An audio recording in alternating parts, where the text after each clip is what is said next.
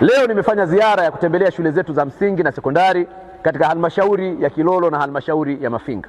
Na lengo ni kutimiza maelekezo na maamuzi ya kamati ya usalama ya mkoa ya kujiridhisha na hali ya namna huduma zilivyorejea katika mkoa wetu. Naomba nichukue fursa hii kupitia shule hii kuwaambia kwamba hali ya mkoa wetu wa Iringa ni shwari, ni salama. Na nichukue fursa hii kuwataka wazazi walioko ndani ya mkoa wa Iringa na walioko nje ya Iringa kuhakikishia kwamba shule zetu ziko salama, masomo yanaendelea na watoto wetu wako salama. Kwa kila mzazi mwenye mtoto anayesoma Iringa awe na amani kabisa kwamba Iringa iko shwari. Lakini kwa wale ambao tuko hapa Iringa, tuwahamasishe watoto kuendelea kwenda shuleni na kujifunza na wenzao, kwa sababu masomo na ratiba za masomo zinaendelea vizuri mashuleni.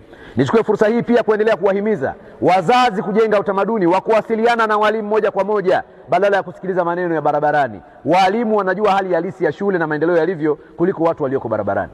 Lakini pia panapokuwa na changamoto ya aina yoyote inayohusu elimu, tunazo ofisi za wakurugenzi, tunazo ofisi za wakuu wa wilaya, maafisa elimu na ofisi za wakuu wa shule, zitumike kujadili, kufuatilia na kutoa taarifa mbalimbali ili kuendelea kujiridhisha na taarifa tunazozipata kuhusu ustawi wa watoto na maendeleo ya watoto kwenye shule zetu. Lakini kwa ujumla mkoa wetu uko shwari, maeneo yote ya huduma zimerejea, zinakwenda vizuri, na usalama wa raia na mali zao kwa Iringa ni uhakika kabisa. Kwa hiyo niwatoe mashaka wananchi wenzangu wa mkoa wa Iringa kwamba Iringa iko salama, na tuendelee kujituma kujenga nchi yetu na kuboresha na kuhamasisha utoaji wa huduma ili mwisho wa siku kila huduma ya msingi iweze kutolewa na kupatikana maeneo yetu kama ilivyokuwa awali.